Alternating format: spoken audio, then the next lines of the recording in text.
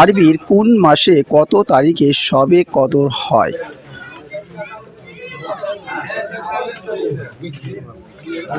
এটা আমরা সকলেই কিন্তু মানি এবং রাতও জাগি। 27-এ রাত, রমজান মাসে।